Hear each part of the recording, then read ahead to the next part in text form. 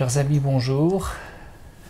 J'ai le grand plaisir aujourd'hui de vous présenter Ghislain, chez qui je suis. Alors, je ne vais pas dire qu'on est au Québec, mais presque. Presque. Décor très similaire. Parce que donc Ghislain est québécois et nous sommes, on peut le dire, nous sommes en France, nous sommes chez toi dans les Vosges. Tout à fait. Voilà. Donc, un grand merci pour ton accueil. Ça me fait plaisir. Et Ghislain, à qui j'ai proposé de nous partager son vécu, parce que il y en a en masse, comme disent les Québécois. Comme ils disent, voilà.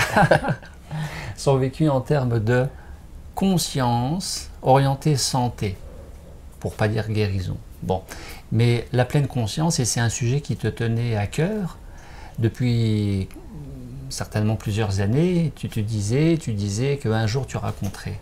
Oui, depuis que je suis plutôt jeune, que je dis un jour, je vais raconter un peu ce que j'ai vécu. Parce que pour moi, ce que j'ai vécu, c'est vraiment de la conscience. C'est vraiment de la pleine conscience de dire qu'est-ce que je fais avec une maladie, comment je la gère, comment je la traite. Là. Donc c'est vrai, tu l'avais précisé en off avant l'enregistrement, qu'il faut se rappeler toujours que c'est d'abord et avant tout Ghislain qui s'exprime en son nom, Et voilà. dans son propre vécu, dans ses compréhensions, mais que c'est pas forcément le vécu de tout le monde. Oui, puis c'est pas à tout le monde que ça va convenir ce que je vais dire ou de la façon que je peux l'expliquer. Par contre, beaucoup de gens peuvent se reconnaître dans des trucs que j'ai vécu ou que je vais expliquer. Il y a seulement des gens qui vont dire « Ah, ben, j'avais déjà pensé comme ça, mais... Donc, Ghislain, concrètement, partons peut-être du point de départ central de cette aventure en pleine conscience qui a jalonné ta vie. Qu'est-ce que tu souhaiterais mettre en avant en premier lieu? Ben, ce que je dirais en premier lieu, c'est que à l'âge où je suis rendu, j'ai pris conscience que ma vie, elle a été faite que de maladies jusqu'à l'âge de, je dirais, 35-40 ans. Ouais. Et quand je parle de maladie, ça a commencé très jeune, à la naissance où j'ai été traité pour rachitisme. Mes parents me disaient que, bon, j'étais tout maigre. Puis, Rachitisme, ouais. Rachitisme, oui, c'est ça. Alors, et j'ai développé pendant toute ma vie beaucoup de maladies pour arriver à un point et me dire, ben, comment ça se fait que je vis tout le temps ça? Pourquoi que moi, ça m'arrive, ces trucs-là, puis ça n'arrive pas aux autres? Pourquoi tu es toujours malade? Ouais, pourquoi j'étais toujours malade? Ouais, pourquoi j'étais toujours malade? Et j'avais toujours une conscience qui me venait tout le temps dans ma tête. J'avais toujours quelque chose qui me disait que tout ce que je vis, j'en étais responsable. Et ça a été Responsable, mais pas coupable. Très bien dit. J'aime beaucoup parce que j'allais y venir. Mais effectivement, j'étais responsable, mais pas coupable, Ouais. effectivement. Ouais. Mais j'ai toujours eu la notion de responsabilité. Jeune, je l'ai eu. Puis je me disais, je peux pas croire que je vis des trucs comme ça, que je suis pas capable d'en trouver l'essence ou le pourquoi. Quand tu dis responsable, ça veut dire quoi? Ça veut dire que le départ arrivé, c'est avec soi-même que ça se vit? Ben moi, je te dis comment moi je le vois, là, comment moi je le perçois. C'est là que ça peut être dur. Pour moi, je crée les événements dont je vis. En termes de création, créateur, nous créons ce que nous vivons. C'est ça que ça veut dire. C'est en plein ça. D'accord. Donc, si je crée une maladie, ben, j'en reste responsable. Si j'en étais pas le créateur, j'en serais pas responsable. Mais maintenant que moi, j'ai décidé d'être responsable de ce que je vivais, ben, il faut que j'aille jusqu'au bout. Puis je dis, ben, quand il m'arrive un truc comme ça, j'ai créé quoi, là? Comment j'ai géré ça? C'est là où c'est pas toujours évident parce que responsable entre le conscient et l'inconscient, comment je peux avoir créé cette maladie parce que je suis pas forcément conscient, quoi en termes de quoi, de vécu, comment je gère mes pensées, qu'est-ce que sont mes pensées, qu'est-ce que je fais de mes émotions. L'exemple qui me vient, elle va peut-être être, non, elle ne sera pas boiteuse, mais Soyons concrets. oui, dans le concret. Dans le concret. J'ai eu un abus sexuel à 16 ans. À l'âge de 16 ans. À l'âge de 16 ans. Ouais. Cet abus-là a fait que, bon, j'ai développé une maladie après, avec le temps, 6 mois plus tard, j'ai eu un cancer en phase terminale. Cancer, on précisera. On précisera le nom puis tout tantôt, là, Oui, mais oui. c'est un cancer, ils appelaient ça un sarcome d'Ewing, avec métastase. Donc cancer des os. Cancer des os. 6 mois plus tard, l'agression sexuelle. 6 mois avant. L'agression est arrivée 6 mois avant, le Oui. cancer s'est développé après. Voilà. Où je veux en venir au nom de la responsabilité, c'est que quand j'ai eu l'agression, quand j'ai eu l'abus, parce que je ne peux pas dire que c'est une agression c'est forcé, on parle d'un abus, un abus sexuel. Quand j'ai eu cet abus-là, j'avais déjà la conscience de me dire pourquoi je me suis attiré ça. Qu'est-ce qui fait que je me suis attiré ça? Et ça, c'est là que les gens ont de la difficulté à comprendre. Moi, il a fallu que je décortique le pourquoi j'ai attiré la personne qui a fait cet abus-là sur moi. À comprendre et à admettre. Et à admettre. Et je suis pas en train de dire que la personne qui l'a fait, elle était correcte. C'est pas vrai. Elle n'était pas correcte dans ce qu'elle a fait. Moi, j'en étais responsable. Elle avait... Elle a ses trucs. Il a fallu qu'elle paye pour. Ses trucs. Mais moi, pourquoi moi, Ghislain Plante, je suis allé chercher cet abus-là? Parce que je suis allé le chercher. Alors ça, c'est là que ça devient touché. Concrètement, donc 6 mois après l'agression, il y a un diagnostic de cancer généralisé des os, sarcome, d'accord. 2 ans de traitement. 2 ans de traitement de chimio. Chimiothérapie. Radiothérapie aussi. 6 mois de 6 semaines de radiothérapie. Au bout de ces 2 ans de traitement, qu'est-ce qui se passe alors? On te condamne? Non, au bout de 2 ans, il y a une guérison. Il y a un truc, il n'y a plus de maladie, il n'y a plus rien. Avant la guérison? Avant la guérison. On me condamne à partir de la journée du diagnostic. Cancer des os, sarcome des wings, avec métastase. On me donne 3 mois à vivre sans traitement. Et ça, c'est pas négociable. On me dit, si je prends la chimiothérapie, j'ai peut-être une chance de faire 1 an. D'accord. Chez nous, au Québec, il y a quelqu'un qui a eu le même cancer, qui a traversé le Canada au complet à la course. Il s'appelait Terrefox. Il avait le même cancer, exactement la même structure que moi. Terrefox. Ouais. Et je suis allé voir dans les archives, les journaux, vous allez le trouver. Il a traversé le Canada au complet à la course pour ramasser des fonds pour le cancer. Et quand ce jeune homme-là passait au Québec, chez nous, moi j'étais à l'hôpital. Je venais d'être diagnostiqué. Lui en est décédé de son cancer. Mais j'avais exactement le même cancer. C'est pour montrer la gravité du cancer, c'était pas... C'était quelque chose. Je n'étais pas supposé revenir. Donc, on te condamne? Carrément. Et durant les 2 ans, il y a eu la chimio, il y a eu tous les effets secondaires de la chimio. Où là, ton système immunitaire devient complètement à plat. Tu chopes tout ce qu'il y a à choper, tu le chopes. C'est là que j'ai fait 43 de fièvre avec bain de glace. Pendant 6 jours? Oui, j'étais 7 jours... on va dire un genre de coma parce que Pendant 7 jours, 43 de température. Oui, avec des bains de glace. Le seul souvenir que j'ai, c'est justement les bains de glace, parce que je me souviens, j'entends encore des bruits de glaçons qui tombent. Ça, je m'en souviens. Et là, il avait dit, c'est la fin. C'est la fin.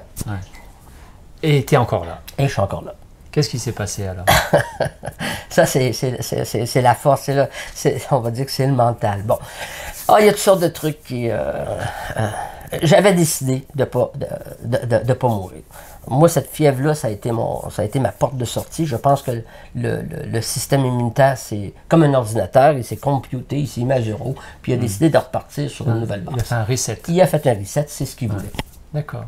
Mais il ne l'aurait pas fait sans toi. Il a fallu que je contribue. Voilà, donc on s'entend. Quelle a été ta contribution? Parce que toi, tu as décidé de vivre. Ma contribution, c'est que j'avais dit à l'univers, et ça je me souviens très bien, j'avais dit à l'univers que quand tout ça va être fini, je comprendrai l'essence entière de tout ce qui s'est passé.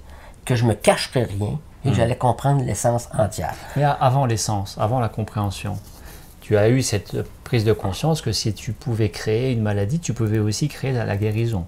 Oui, oui, parce que quand la maladie est arrivée, quand il y a eu l'abus, à partir du moment où il y a eu l'abus, j'étais 6 mois à dire tout ce que je veux, c'est mourir. Je veux mourir. Et pendant 6 mois, tous les jours, je disais, je veux pas dire ça à personne. J'avais une honte, soit avec le père, avec tous mes amis. Je voulais pas que les gens sachent ça. C'était une honte. Alors j'ai programmé pendant 6 mois. Je veux mourir. Je me souviens, à tous les jours, je disais, tout ce que je veux, c'est mourir. Je veux pas que personne sache ça. Est-ce que tu voulais vraiment mourir? Non, je pense pas. Parce que sans ça, j'y serais pas. Ça veut dire que c'était plutôt quoi, un appel au secours? C'était un appel au secours. Ouais. Je voulais que les gens m'écoutent autour. C'est ça. Alors, j'ai pas pris une corde pour me pendre, mais c'est un peu ça que j'ai fait. J'ai crié. Ta façon, c'était de te rappeler aux autres que tu étais là. Et voilà. Alors, dans ces 6 mois, c'est là que j'ai développé cette maladie-là. Puis au bout de 6 mois, quand ils m'ont donné le diagnostic, la première chose qui m'est venue en tête, le premier souvenir que je me souviens, j'étais accouché dans le lit, puis je vois ma mère qui pleurait, puis que le médecin m'annonçait ça. Moi, je suis parti, ça a été plus fort que moi, j'ai eu un sourire. Ben, j'ai dit, ça fait 6 mois que je dis que je vais mourir, je vais faire l'inverse, je vais dire que je vais vivre. Je vais le déprogrammer, ça fait 6 mois que je le programme. Déprogrammer ce cancer. Ce cancer-là. Ouais. J'ai programmé quelque chose, j'en suis responsable. Je vais juste faire l'inverse. Ce qui t'empêchait pas quand même d'avoir le traitement médical, chimio, radio. Tout à fait. On est d'accord. Moi, pour ça, les médecins, c'était important. Je me suis dit, bon. Voilà, tu t'es pas passé du traitement médical. Non. Et ça, c'est important. Hein. Donc, cette vidéo, cette interview, cette rencontre aujourd'hui ne fait pas l'apologie de passons-nous des médecins, des Absolument traitements. pas, parce que pour c'est moi, pas ça du tout. Il n'y a pas de message là-dedans. Ouais, hein. non, puis pour moi, la médecine, elle est très, très importante. Ouais. Ils m'ont, à travers, pour moi, dans ma tête, dans ma conscience, plus j'étais conscient, plus pour moi, la chimio faisait effet. D'accord. Plus j'étais conscient de ce que je vivais, plus la chimio faisait son effet. Elle allait détruire vraiment les mauvaises cellules. En termes d'effets secondaires de la chimio, plus tu étais conscient, plus il y avait... Moins il y avait d'effets secondaires. C'est ça ma question. Moins il y avait des effets Oui, secondaires et plus elle était efficace. Elle était efficace. Bien. Et bien. plus je fermais sur ce que j'étais comme personne, parce que là, il a fallu que je parle de l'abus, il a fallu que... Alors, plus je fermais ça, ben, plus j'avais des effets secondaires, plus j'étais malade, je vomissais. Puis, Donc, ça veut dire quoi? Quand tu dis plus tu étais conscient, ça veut dire quoi? Plus tu acceptais clairement les choses? Oui. Quand tu dis je verrouillais, verrouiller ça veut dire moins j'acceptais, plus je voulais étouffer l'histoire. Et voilà. Ça, il fallait pas refouler l'histoire, il fallait justement d'être dans sa conscience, de dire, à partir du moment où je l'ai créé, ben là, je peux plus en faire autre, il faut que j'en parle, il faut que j'aille plus loin. On a discuté avant l'enregistrement, bien sûr, avec Ghislain, et c'est ça le principe de l'unité. L'unité, c'est accueillir ce qui nous dérange pour le digérer, l'intégrer, et il n'y a plus de problème, parce que la vie circule. Si on ne l'accueille pas, on est dans la dualité, duel, opposition, conflit, symptômes, somatisation, et la vie est bloquée. Et ça donne la maladie. Tout à fait. Moi, dans mon langage, quand j'étais plus jeune, parce que je connaissais rien de ce que je vivais, je me disais que je coupais le courant quand je... Ouais, c'est ça. J'avais l'impression de couper le courant. J'avais l'impression que mon courant passait plus. Mais je me disais, comment ça se fait que je me sens toute mal, mon courant? Il y a quelque chose qui passe plus.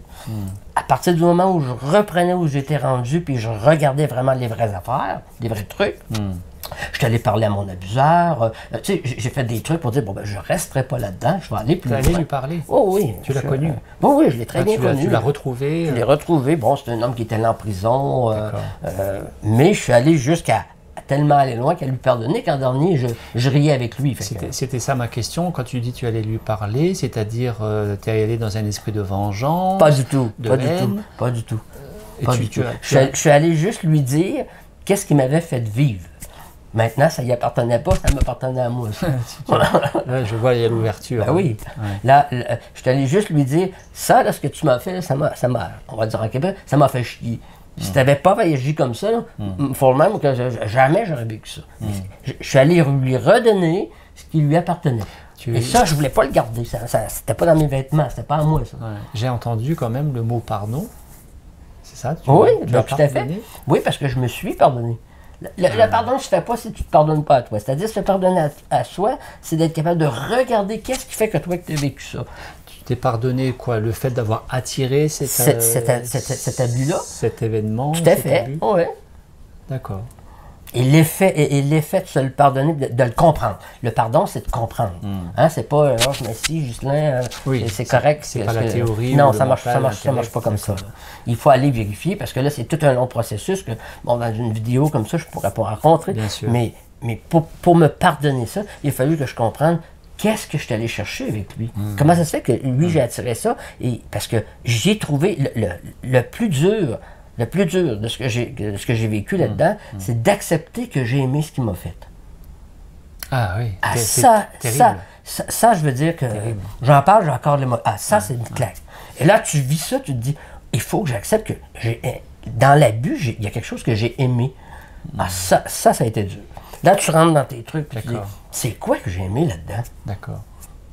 pour ça que je dis le pardon, il vient de soi. Pourquoi moi j'aimais ça? C'est ça que je Oui, tu peux pardonner ton agresseur si toi-même t'es pas bien avec toi-même, si t'es pas en phase avec toi-même, si t'es pas en paix avec toi-même, il manque quelque chose. Ben, il manque quelque chose. Il manque quelque chose. C'est pas sain. Ton pardon avec l'agresseur, il sera pas sincère. Et donc au final, avec tout ça, tu as sorti de la maladie. Tout à fait. La maladie a régressé. A régressé tout le temps avec...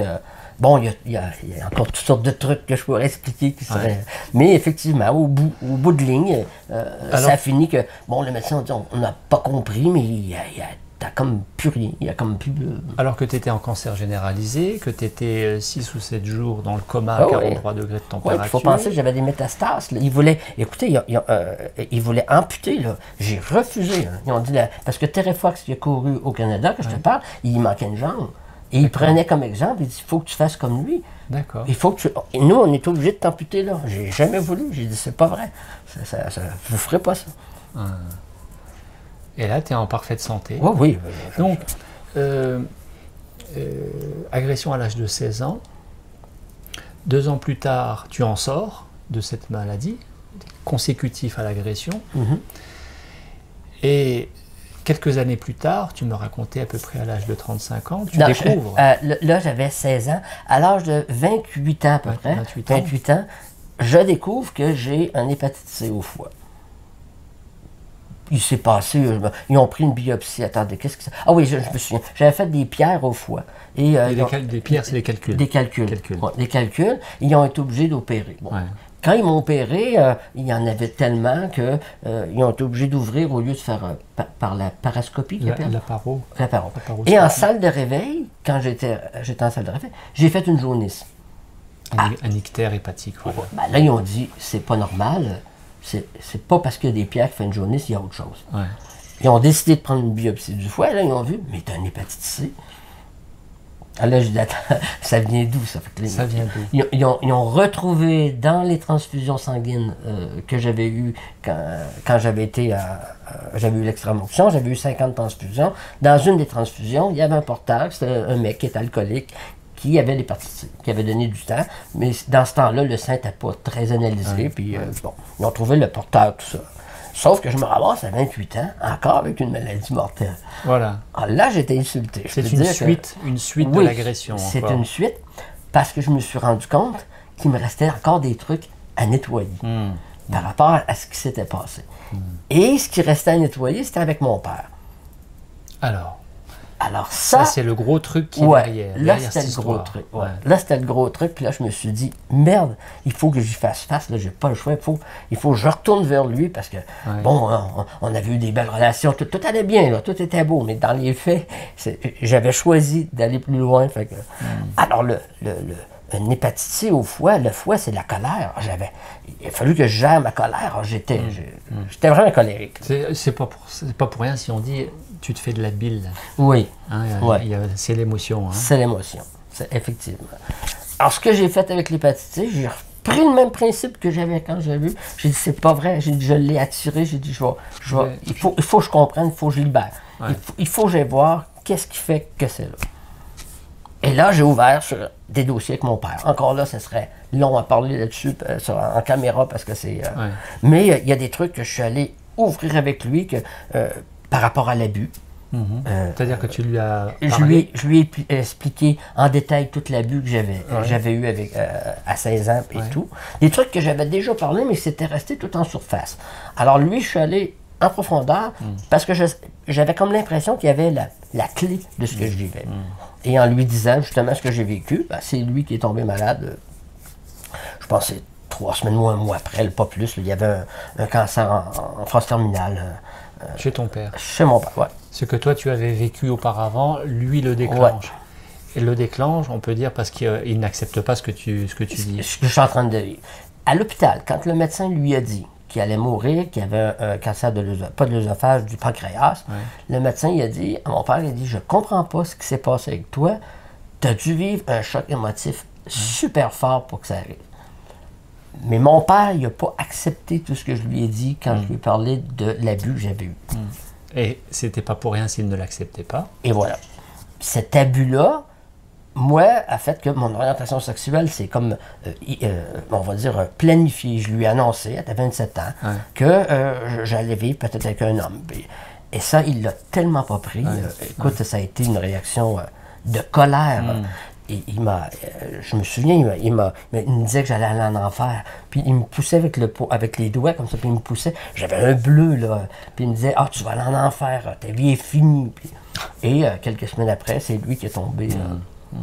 Et alors? Pour finir par m'avouer, parce qu'on était très très proches, il en est décédé. J'en suis pas responsable, c'est ses affaires à lui. Voilà. Mais pour finir, de me dire avant de partir que lui avait vécu des choses similaires avec au niveau de l'abus, avec En termes d'agression. en termes d'abus sexuels. Et en plus, à peu près au même âge. Au même âge. À 16 ans. Il m'a vraiment dit 16 ans. Il vit à l'âge de 16 ans ce que toi-même tu as vécu. Et voilà. Et il était capable, avant de partir, de me dire, j'ai eu conscience de ce que tu vivais à 16 ans, mais j'ai pas été capable de réagir. Ah oui. Et la différence, c'est que lui en est mort. Et voilà. On est vraiment au cœur du sujet, la Du conscience. sujet que lui, le courant comme moi je l'appelle, cette énergie-là passait plus. Ben, ça l'a bloqué, c'est l'émotion, ça a été un choc. Accueillir, accepter, Ouais. intégrer, digérer, la vie continue de circuler, versus ne pas accueillir, et là, on ferme, Ouais, et c'est pas bon du tout, quoi. tout à fait. Mais tu es quand même, entre guillemets, quelqu'un d'à part, parce que depuis toujours, il y a ce côté conscience, intuition. Oui, je ne sais pas d'où ce qui vient. J'étais jeune, je te le dis, je pense que j'avais 5-6 ans. Ma mère, elle me disait des fois, elle disait, tu disais aux gens, un jour, il y a des gens qui vont venir te voir. Je disais, il y a des gens qui vont venir me voir pour me poser des questions, je vais être en montagne. J'ai toujours un genre de côté Et c'est exactement, d'ouverture. et c'est exactement ce qui se passe aujourd'hui. Ouais. Parce que je viens te voir, nous sommes à la montagne, il y a encore de la neige dehors. Oui, tout à fait. Et je te pose des questions. Ce que tu disais à l'âge de 5-6 ans, aujourd'hui nous le vivons. Aujourd'hui, je les vis. Fait que ça me fait un peu drôle. C'est étonnant quand Ouais. même. Tout ça, c'est C'est magique. Oui. C'est magique parce que la vie, quand on reste dans cette ouverture-là, le grand mystère. c'est les opportunités. Et là, tu apprends toutes sortes de lois, tu as une synchronisation qui se fait dans ton univers. Tout se place pour que tu aies vraiment à la bonne place. Ça Et veut ça, dire- c'est pas des trucs spirituels, c'est pas magique, c'est juste parce que tu es droit dans le toi. Droit, aligné. Tu es droit, tu es en ligne. Quand tu dis tout se place, ça veut dire, tu sous-entends, ou moi j'entends derrière ces mots que tu composes entre le faire et surtout le laisser faire. Tu ne forces pas les choses. Non, je les force pas. D'accord. Il se place. Il se place. Ouais. Et quand il se place, malgré ce que tu avais décidé, tu l'acceptes. Oui, et tu suis le courant. Tu Tu suis le apprends à courant, suivre voilà. le courant. Tu suis le courant. Là, ça arrive, il arrive un truc. Ah, vois-tu, ça, c'est arrivé. Bon. L'année passée, j'étais au Québec, en février. J'étais au Québec, je m'en venais pas vivre ici en France. Moi, là. Tout s'est fait en l'espace de, je te dirais, 6 à 7 mois. Tout a changé et j'ai tout vendu au Québec. Voilà. Ça, je pourrais raconter encore un truc là-dessus. C'est la synchronisation de ce qui s'est passé pour me ramasser ici. C'est miraculeux quasiment. Me ramasser ici les expressions. Ouais. Donc, si j'ai bien entendu, tu ne te voyais pas vivre ici en France, et pourtant, tu as tout vendu et tu te retrouves à vivre en France, et en plus, tu es Il faut heureux dire que ici. c'était un rêve que j'avais depuis des années de venir en France. C'est parce que ça fait des années que je viens en France, depuis l'âge de 30 ans que je viens 2 fois par année en France. Mais qu'est-ce qui fait que tu ne te voyais pas vivre en France? À cause de tes attaches au Ben, Québec, c'est tout parce ça? que bon, j'avais pas bon, t'as pas de citoyenneté, t'as pas, D'accord, oui, comprends-tu, oui. t'as ton boulot à, alors je me disais, bon, je vais en vacances, y vivre, c'est autre chose. Ouais. Mais je vous le dis, un jour, je dirais, mais en l'espace d'1 an, j'ai eu la citoyenneté, des trucs que les gens, Incroyable. ils peuvent attendre des années, et moi, le dossier m'a passé comme du lettre à la beurre dans le poste. poil, puis, c'est comme, tu te dis, mais c'est incroyable. Et voilà, et te voilà parmi nous, Ouais, et t'es heureux, très heureux. t'es bien ici. Très heureux. J'adore la France. Tu repartirais au Québec? Pas du tout. Pas du tout. Pas du tout. Puis c'est une affirmation. Est-ce qu'on peut évoquer au titre de la conscience, si tu as envie, si tu es d'accord, un petit peu ton métier au Québec? Parce que c'était quand même particulier. Oui, oui. Est-ce que ça a nourri ton côté conscience? Beaucoup. Alors, qu'est-ce que tu faisais au Québec? Bon, j'étais, on appelle ça, attendez, je vais te dire le nom. C'est drôle que je Travailleur médico-légal. Ouais, je travaillais en psychiatrie médico-légale. C'est drôle parce que le nom me bloquait, c'est quand même drôle. Mais c'est correct. Oui, j'étais en psychiatrie médico-légale à l'Institut Pinel à Montréal. J'étais sociothérapeute. Sociothérapeute. Mon titre était que j'étais le pont entre le patient et le psychiatre. C'est-à-dire que le psychiatre prenait un patient qui venait de faire un acte criminel, soit tuer ses enfants. C'est souvent des meurtres, souvent des... Donc c'était quand même un public très violent. Oui, très violent. Une violence immense. C'était du lourd. Oui, c'est pour ça que je suis parti, parce qu'après 14 ans, là, je ne pouvais plus. À 14 ans, c'est beau déjà. Oui, déjà c'est beau. Alors, mon métier, c'était de vivre avec le patient et de ramener au psychiatre des faits, des observations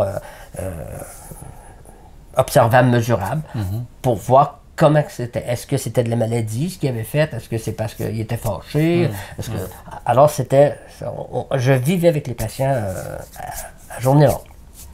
Qu'est-ce que ça t'a appris, ces 14 ans auprès de ce public délicat, difficile, même dangereux? Tu me disais que tu ne savais pas si ça serait le dernier jour pour toi d'y aller à chaque fois que tu y allais, tellement c'était dangereux. Qu'est-ce que ça t'a appris? Je vais le dire comme ça. Je ne sais pas comment ça va sortir, mais je vais le dire comme ça. Moi, ça m'a sorti d'un monde, un monde éphémère, un monde magique, on va dire. Parce que j'avais souvent la pensée magique de dire les choses, le Seigneur va régler ça, ou tous les trucs spirituels, les petits... j'avais beaucoup cette tendance-là. Et mes 14 ans m'ont ramené dans la réalité. Attends, il y a une réalité, il y a quelque chose de terrestre. T'as atterri, t'étais dans la matière. Dans la matière, on m'a assis dans le dur, on dit là, tu vas t'ancrer sur terre. On arrête de rêver. Oui. C'est ça. Tu vas arrêter de rêver, puis tu vas... La réalité de la vie est autre de ce qu'on va laisser souvent croire ou voir. Est-ce que ces 14 ans t'ont aiguisé d'une manière ou d'une autre ta propre conscience, ta vigilance, ta présence? Beaucoup. J'ai appris avec ces patients-là. C'est des êtres extraordinaires. Autant ils peuvent être dans la méchanceté, autant c'est des êtres qui sont bons. Ils tournent... c'est incroyable. Tu veux dire à la fois l'ombre et la lumière chez le criminel, le meurtrier, l'assassin? Oui. L'ombre et la lumière. L'ombre et la lumière. Et j'ai vu des patients avec une conscience tellement forte d'être capable de se pardonner eux autres mêmes d'avoir tué plein de gens.